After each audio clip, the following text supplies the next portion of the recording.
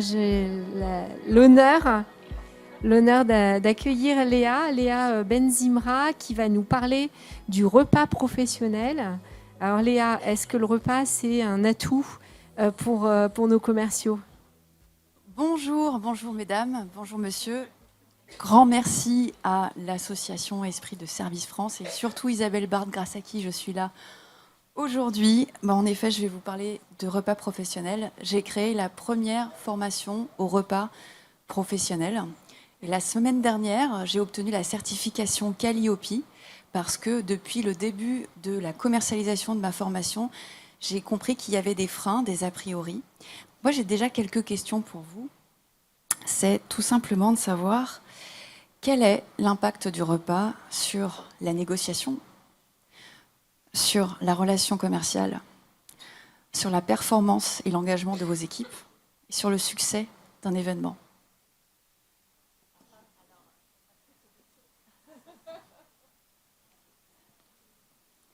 Est-ce que vous avez peut-être... Il n'y a plus de budget. D'accord.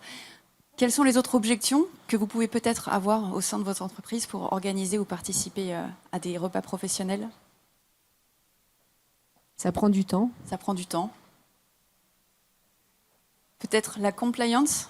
On n'a plus le droit d'accepter une invitation à déjeuner ou un cadeau d'affaires. Voilà. Alors justement, le but de mon intervention aujourd'hui, c'est de se dire comment on peut penser autrement le repas professionnel, comment on peut lever ces freins pour cultiver le plaisir de manger ensemble. Parce que finalement, quand je vous pose ces questions, je n'ai pas trouvé les réponses. Parce que les indicateurs de performance sont très difficiles à trouver pour une raison très simple. Quelle entreprise va se vanter d'avoir signé un gros contrat grâce à un repas d'affaires, sous peine d'être sanctionnée de corruption? Donc on est face aujourd'hui en France à un paradoxe où on valorise la gastronomie, on est fier de faire rayonner la gastronomie comme un levier d'attractivité, de tourisme, de puissance économique, mais on empêche les propres entreprises elles-mêmes de pouvoir en faire autant. Donc moi, dans cette intervention que je propose aux entreprises, je vais rappeler tout simplement les repas diplomatiques et je vais expliquer quelles bonnes pratiques on peut prendre du repas diplomatique pour tout simplement perpétuer les bonnes pratiques ensemble. Si on ne peut pas le communiquer, au moins qu'en interne, on lève ces freins de se dire « je n'ai pas le temps, cela me prend de l'argent, je ne peux pas éthiquement accepter ». Parce que finalement, il y a plein de chercheurs qui, depuis le XVIIIe siècle, se penchent sur le lien entre l'alimentation et les relations sociales. Même tous les freins que vous avez levés, je les ai moi-même entendus. Et c'est pour ça que j'ai passé cette certification Calliope pour se dire le repas professionnel est admis pour tous comme étant un moyen de négocier, de conclure des contrats. Mais quelle école nous l'enseigne? Quand on arrive dans une entreprise, un jeune commercial va peut-être passer 6 mois, 1 an auprès d'un commercial senior pour apprendre sur le tas. Tout à l'heure encore, avec une jeune recrue qui me confessait qu'elle n'était pas très à l'aise dans ce genre d'événement networking parce qu'elle ne savait pas comment interpeller une personne, comment pitcher aussi son offre. Et donc dans cette formation que j'ai créée, je rappelle tout simplement les clés pour maîtriser le repas professionnel de manière à ce que l'entreprise puisse avoir un élément, un collaborateur engagé, motivé et opérationnel pleinement ou plutôt de son arrivée, et un collaborateur qui va aussi se sentir valorisé très vite, d'être autonome et être l'ambassadeur de l'entreprise. Donc, ce repas professionnel qui, depuis finalement l'Antiquité, était utilisé, à peu près 3500 ans avant Jésus-Christ, des chercheurs ont trouvé des traces écrites de l'importance qu'accordaient les hommes au repas. Il y a même eu, bien sûr, la preuve et la démonstration que le chef des empires, selon le nombre de personnes qu'il nourrissait, dans son village, affirmait sa puissance. Au Moyen-Âge, le repas a évolué vers une fonction de divertissement, bien sûr, monté à son paroxysme avec Louis XIV. Mais dans tous les cas, si le repas a évolué, les fonctions n'ont pas changé. Dans cet atelier, dans masterclass de formation et même ces interventions, je rappelle très succinctement les fonctions du repas. On va, depuis toujours, finalement, se parler, structurer les affaires de la société, des relations humaines. On va bien sûr prendre des informations parce qu'on peut tout simplement aussi inviter quelqu'un à un petit déjeuner, un café, un déjeuner, un cocktail, pour tout simplement s'informer, partager des tendances, des informations sur le marché, partager une actualité et surtout aussi peut-être faire part à vos partenaires d'un besoin que vous avez. Et donc ce temps que vous allez prendre à table, je vais vous partager plusieurs recherches qui prouvent que c'est du temps de gagner. Parce que tout ce partage d'informations informelles dans un cadre informel va au contraire accélérer la prise de décision.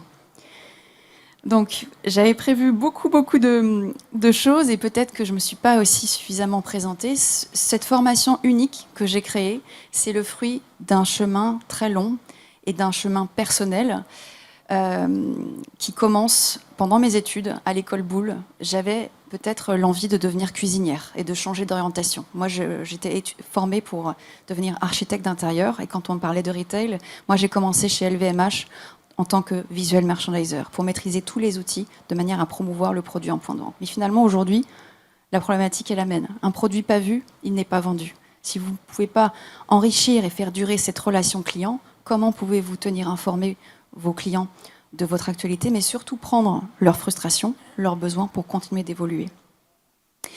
Donc, je suis allée dans les cuisines de Cyril Lignac. Au bout d'une heure, j'ai compris que ma place n'était pas en cuisine, mais aux côtés des mangeurs. Néanmoins, j'ai ouvert un blog en 2012 pour aller rencontrer les gens qui me faisaient rêver, mais surtout comprendre qu'est-ce qu'était cette gastronomie. Pourquoi c'était si important pour le rayonnement de la France. Et donc, je suis allée rencontrer les gens qui me faisaient rêver. Des artisans d'excellence comme Patrick Roger, Apollonia Poilane, des chefs étoilés comme Frédéric Canton, Guy Savoie, mais également des universitaires comme Gilles Fumet, qui m'ont ouvert les yeux sur finalement des bases de l'alimentation et de la relation humaine. Et finalement, ce qui s'est passé, c'est que ma passion, j'ai eu envie de la transmettre dans les grandes écoles. Et j'ai pu éprouver ce besoin de transmettre grâce à un TEDx sur l'art de vivre à la française que j'ai fait en 2016 et qui va retracer plus largement le parcours que je vous ai succinctement cité. Mais surtout, ces collaborations avec les grandes écoles, que ce soit l'ESSEC ou Neoma, c'est grâce au retour des étudiants qui, à la fin de mes interventions, me disaient « c'est passionnant de connaître l'histoire de la haute gastronomie, mais qu'est-ce que nous, en tant que futurs managers, on peut faire de cette connaissance? Comment on peut la transformer en compétences ?» Et c'est là que je me suis penchée sur des travaux de chercheurs et que j'ai notamment découvert le travail de Lionel Bobot, avec qui vous avez collaboré, Isabelle, sur l'apport de la gastronomie dans la relation et la négociation commerciale. Et là, j'ai ouvert une porte infinie sur des centaines, que dis-je, des plusieurs milliers de recherches de sociologues, de philosophes, de penseurs. Ça commence très tôt, 1749, avec Montesquieu, de l'Esprit des lois, qui commence à expliquer le lien entre l'alimentation et l'environnement. Ça se poursuit en Angleterre, en 1890, avec James George Fraser, qui associe le repas à des rituels de symbolique et de cohésion sociale. Il explique le besoin d'appartenance qu'on connaît tous avec Maslow. Mais bien sûr, il va au-delà. Il commence à évoquer la contagion des émotions, l'intelligence émotionnelle.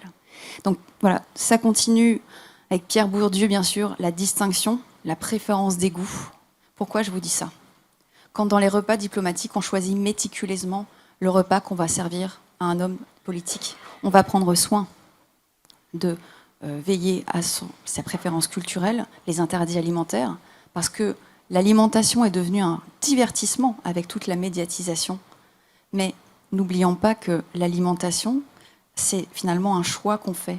Dans quel monde voulez-vous vivre? Tous les jours, on vote pour... Je ne dis pas qu'il faut opposer. L'artisanat, l'industrie, c'est un point d'équilibre. Mais l'alimentation, c'est une clé d'entrée. Parce qu'on peut mentir sur plein de choses. Son parcours, ses croyances. Mais la table, notre choix alimentaire, notre comportement à table ne ment pas. À table, on fait tomber les masques, comme le disait Catherine II de Russie. Et dans ma formation, justement, je rappelle et j'éveille les consciences sur tous ces codes. C'est-à-dire que parfois, quand on est dans un repas professionnel, forcément, la conversation est la clé. On se renseigne en amont sur un prospect pour savoir quel est son poste, quel est son parcours. Si on connaît déjà la personne, quels sont les sujets qu'on peut aborder, ses centres d'intérêt, mais quand la personne n'est pas loquace, comment la faire parler? Comment créer cette relation d'intimité? Comment briser la glace? Dites-vous, qu'une fois de plus, le repas est votre meilleur allié. Ce matin encore, nous disions que les Français sont peut-être les seuls au monde à parler de cuisine et de gastronomie en mangeant. Encore faut-il avoir cette connaissance de la gastronomie, des histoires à raconter. Parce que l'erreur que font trop souvent les commerciaux et les jeunes commerciaux, c'est d'être trop technique et de vouloir aller trop vite. Parce que quand on parle de durabilité dans les relations, justement, on sait que ça prend du temps. Parce que, c'est pas moi qui le dis, hein, c'est un gourou de la vente et de la motivation qui dit que finalement, les 5 freins qu'on a à une vente, quels sont-ils? Pas de besoin, pas d'envie, pas d'argent, pas de confiance. À votre avis, quel est le frein le plus difficile à lever ou le plus important à instaurer? La confiance. Et justement, dans tous ces travaux de chercheurs que j'avais prévu de vous partager et qui m'échappent un peu parce qu'habituellement, évidemment, j'ai beaucoup de chiffres, beaucoup de citations, et là, je ne peux pas projeter. Et l'énergie allant, je suis partie la fleur au fusil plutôt que d'écouter ce que j'avais préenregistré pour vous restituer le plus fidèlement possible les choses. Parce que les mots sont importants, mais quel est le poids des mots selon vous ?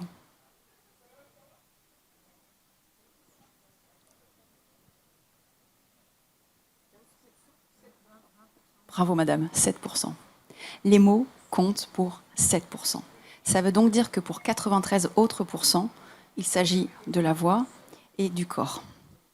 Et que dans les études également qui sont menées, le repas permet de dire ce qu'on n'arrive pas à verbaliser. Parce que ce que j'ai déjà commencé à vous rappeler, c'est que l'émotion inspire l'action. Vous connaissez peut-être tous ce TEDx de Simon Sinek sur le cercle, the golden circle. C'est exactement ça. Et le repas va susciter des émotions. Pourquoi ? Parce qu'on se construit tous en mangeant et qu'on a tous des souvenirs autour de plats qu'on va commander. Et que bien sûr, dans la stratégie du repas professionnel, on s'inspire une fois de plus du repas diplomatique. Le choix du lieu est important, le choix du menu, le placement des invités, le rythme de repas. Mais sans perdre de vue son objectif. C'est de se dire que tout cet art du repas professionnel, il est difficile parce que c'est un mélange de décontraction, mais de performance. En amont du repas, on identifie des objectifs. Quel est l'objectif ? Prendre une information, passer un message, lever un conflit, lever un frein, mais tout en douceur. Et c'est tout ça que je peux rappeler en fait dans ma formation pour les jeunes commerciaux, mais aussi sous forme de masterclass pour des commerciaux intermédiaires qui auraient un petit peu, sous la pression de la direction, voulu aller trop vite. Parce que, en effet, prendre le temps, c'est le bien le plus précieux, mais c'est le plus important de la relation client. Donc évidemment, on a plusieurs typologies de repas que je vous invite à intégrer dans votre stratégie commerciale vraiment. Le repas où on va produire du travail, le fameux plateau repas, le déjeuner où on ne parle que de travail pour collecter des informations, structurer, fédérer les équipes, partager un feedback, justement, ce fameux feedback qui a été cité plusieurs fois. Le repas informel pour justement apprendre à mieux se connaître. Sans oublier, comme le dit l'anthropologue Edward T. Hall, que la communication d'informations informelles accélère la prise de décision. Ce fameux small talk, parfois méprisé, est au contraire un besoin fondamental démontré depuis 1923 comme étant la camaraderie étant un besoin fondamental pour l'humain. Donc ne pas mépriser et ne pas sous-estimer l'importance de la conversation. En revanche, une fois que, comme je vous l'ai dit, ne pas être trop intrusif et se servir de la gastronomie, mais également de l'art de vivre français plus globalement, comme un moyen de rentrer en connexion avec son interlocuteur, de rentrer dans son intimité. Parce que vous avez, je pense, vous faites tous partie d'une société, une grande entreprise qui a un rayonnement international. Les Français peuvent être moqués de passer autant de temps à table, mais quelle fierté de pouvoir revendiquer autant d'excellence, de savoir-faire, d'artisans. Parler de l'histoire d'un vigneron, parler de l'histoire d'un artisan, d'un chef ou d'une anecdote gastronomique, c'est aussi faire rayonner votre propre histoire, vos propres valeurs. Et en effet, comme me l'a dit Gilles Fumet, on aime ce qui nous ressemble. Et parmi les alternatives qu'on peut trouver pour le repas professionnel, c'est de se dire que si votre interlocuteur refuse une invitation à déjeuner, refuse un cadeau d'affaires, c'est quand même péché de renvoyer une boîte de chocolat ou une caisse de champagne. Donc si les gens viennent à vos événements, que ce soit un petit déjeuner d'information, une conférence, une présentation, une innovation, un contenu utile pour votre interlocuteur, lorsque ces personnes viennent à vous pour participer à votre événement d'entreprise, offrez-leur le meilleur au moment du petit déjeuner, du café, du cocktail. Par le meilleur, j'entends le meilleur café, les meilleures viennoiseries, les meilleurs jus de fruits. Et si vous allez chez un restaurant, soignez ce restaurateur. Mais la gastronomie est méconnue et c'est aussi pour ça que je me bats même auprès des médias pour faire valoir et démocratiser la gastronomie. C'est un luxe accessible, c'est une populance. Et c'est pour ça que mon programme de formation s'appelle Populance Academy. La gastronomie, c'est tout simplement l'art et la connaissance autour du repas. Ce n'est pas élitiste. Il ne faut pas confondre excellence et noblesse. On peut goûter un excellent fromage et un très mauvais caviar. La gastronomie, c'est l'exigence de revendiquer un savoir-faire, un produit d'exception, qui peut être un café de spécialité, et c'est du luxe puisque le café de spécialité, c'est 2% de la production mondiale. Donc quand vos clients, vos prospects acceptent par chance votre invitation à une conférence ou une présentation produit, offrez-leur le meilleur parce que en travaillant avec les meilleurs, vous incarnez aussi les mêmes valeurs d'excellence que les personnes que vous impliquez dans votre événement et dans votre histoire. Donc évidemment, sur ma chaîne YouTube Populance Academy, vous trouverez beaucoup d'interviews. Pourquoi ? Parce que quand on parle de repas, on parle de plein de choses. On ne parle pas que de gastronomie, on parle de relations humaines, de communication, de négociation, de leadership, de management. Et ce qui m'intéresse, c'est comme ces indicateurs de performance sont très difficiles à trouver, c'est de collecter des informations auprès des personnes clés. Je vous donne un exemple.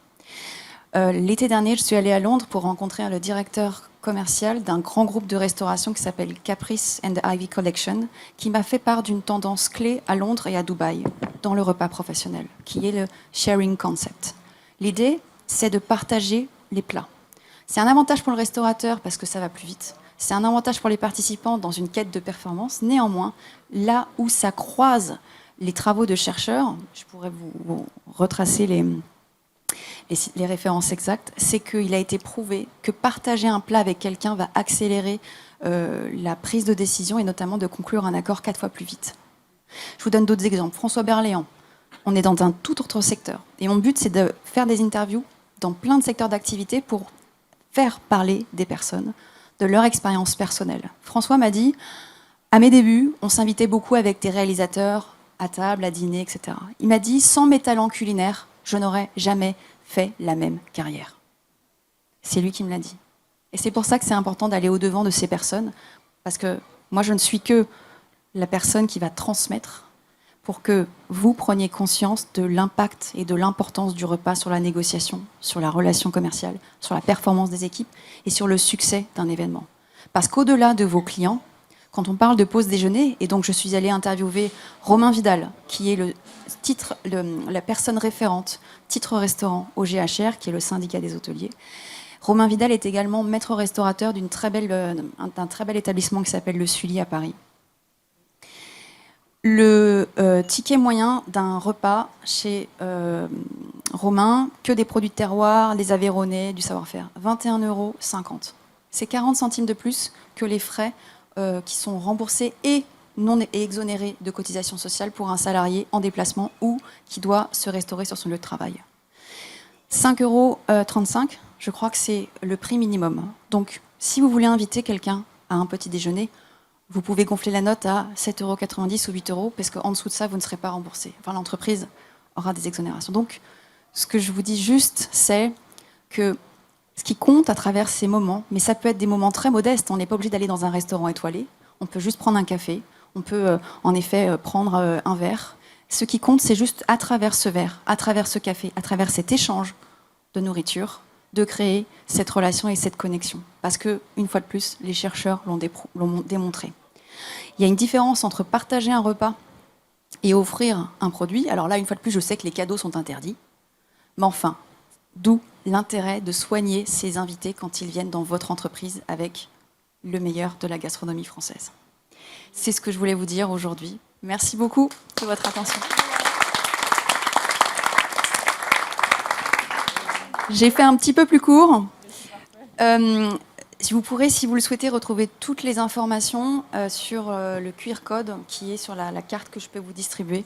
Vous aurez au moins toutes les informations si, comme moi, vous pensez que le repas peut impacter la performance de vos équipes et l'engagement de vos équipes. Merci beaucoup. Merci Léa. Est-ce qu'il y a une ou deux questions? Oui, Isabelle.